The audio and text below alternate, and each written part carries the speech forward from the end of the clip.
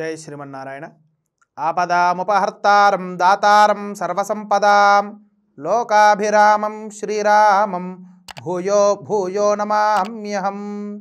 శుభం లాభం కార్యక్రమానికి స్వాగతం. ముందుగా ఈరోజు తిథివార నక్షత్రములను సంకల్ప రూపంలో తెలుసుకుందాం.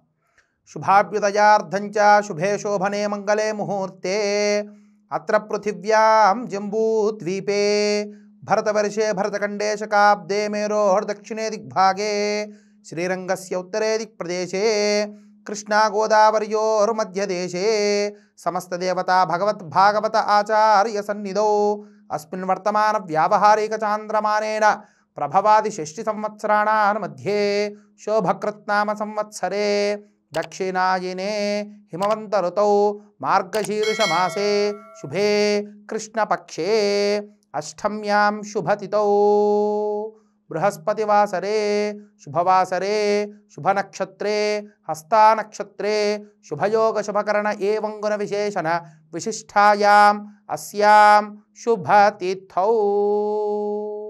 ఈ యొక్క సంకల్పంలో మీ యొక్క గోత్రనామాలని మనస్సులో ఉచ్చరించండి.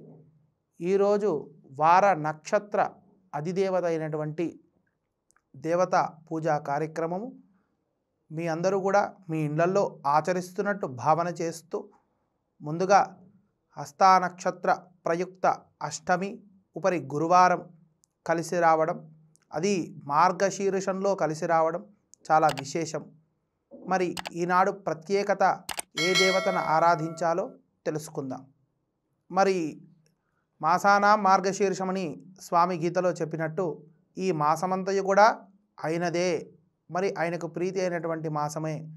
కావున భక్తులు ఈనాడు కృష్ణం వందే జగద్గురుం అంటూ ఆ యొక్క కృష్ణ పరమాత్ముని ఆరాధించినట్లయితే, అటుకులు బెల్లము నైవేద్యంగా సమర్పించినట్లయితే, ఆ యొక్క కృష్ణుడి యొక్క కృపచేత పాండవులు ఏ విధంగా విజయాన్ని సాధించడానికి స్వామి వెన్నంటే ఉన్నాడో, అదేవిధంగా మన యొక్క నిత్య సంకల్పంలో శుభము లాభము చేకూరడానికి స్వామి మన ఇంట ఎప్పటికీ ఉంటాడని ఆశిస్తూ ఈ యొక్క పూజా కార్యక్రమాన్ని ఆచరించండి.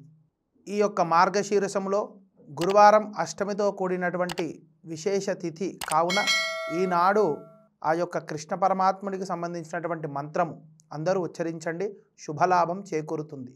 ఓం నమో భగవతే వాసుదేవాయ నమః. ఈ మంత్రాన్ని ఈనాడు 11 సార్లు ఉచ్చరించినట్లయితే స్వామి అనుగ్రహం పొందుతారు. జై శ్రీమన్నారాయణ.